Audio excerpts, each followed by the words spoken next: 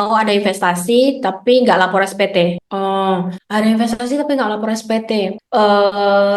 Nah, investasinya apa aja nih gitu kan? Misalnya kayak sebenarnya kalau kayak saham, reksadana dan lain-lain kan sebenarnya udah dipotong ya. Kan kita tinggal masuk ke item-itemnya aja. Yang bahaya itu adalah berarti kamu punya harta kan? Harta itu berupa investasi, misalnya entah bentuk saham, reksadana, peer-to-peer lending, kripto atau sebagainya. Tapi kamu nggak pernah lapor nih SPT-nya. Berarti suatu saat bisa dianggap itu kayak seolah di mata pajak itu memandangnya harta haram. Harta haram dalam arti kata ini ada harta tapi kayaknya penghasilannya belum dibayar deh pajaknya. Biasanya dia akan minta, ya udah bayar pajaknya. Berapa penghasilan yang sewajarnya kamu memperoleh harta itu, bayar pajaknya. Gitu sih. Nah, saya perlu tanya ke kamu lagi. Kamu punya income dari jenisnya jenis apa? Karyawan kah, freelancer kah, UMKM kah, sehingga kamu bisa punya investasi atau memang terima warisan dari orang tua atau hibah dari orang tua. Nah, itu kan bisa jadi case-nya berbeda-beda ya. Bisa jadi kamu perlu bayar pajak, bisa jadi kamu nggak perlu bayar pajak. Contoh kalau misalnya aku terima warisan dari orang tua berupa tabungan, nilainya masuk ke aku. Misalnya orang tua beli asuransi deh, uang pertanggungan bisa 1 M cair ke aku 1 M. Nah, 1 M itu habis itu aku pakai deh buat investasi. Ya udah, berarti nanti kalau pas aku mau pembetulan SPT, aku tinggal lapor, aku di tahun berapa ada terima warisan 1 M, masuk ke harta tabungan 1 M, dan posisi tabungan 1 M itu sudah menjadi saya invest di saham, terus ada dapat dividen segala macamnya gitu. Ya konsekuensinya kan ketika kakak nggak laporin, banyak sih konsekuensinya. Pertama bisa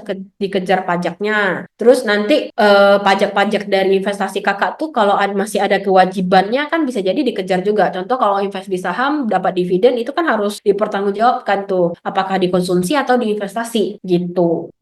Begitu sih gambarannya. Ini kasusnya, maksudnya dia pertanyaannya tidak detail, jadi aku tidak bisa mengasihin gambaran detail juga. Cuman itu gambaran umumnya lah ya. Tapi paling nggak dengan ikut webinar ini udah tahu ya penting lapor investasinya di SPT dan Hmm. ada kesempatan untuk lapor di tahun-tahun yang sebelumnya juga Ya, direvisi. bisa pembetulan, lapor mundur bisa kok gitu. Jadi sebenarnya teman-teman kalau belum pernah lapor nggak perlu takut atau apa. Sebenarnya nggak apa-apa.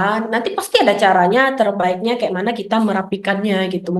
Tapi mungkin karena teman-teman nggak tahu selama ini awam, jadi ngerasa yaudah nggak lapor eh, terlanjur gitu, nggak lapor ya udah berlanjut terus nggak lapor. Ya itu nggak solusi teman-teman. Maksudnya kan pemerintah ini semakin lama semakin canggih ya dia mendeteksi kita ya gitu ya. Lama-lama nih rasanya soal harta dan penghasilan selain kita dan Tuhan, jadinya pajak juga tahu nih gitu loh. Jadi ada orang ketiga sekarang yang mengintai dengan peraturan gitu kan. Jadi harus hati-hati gitu sih.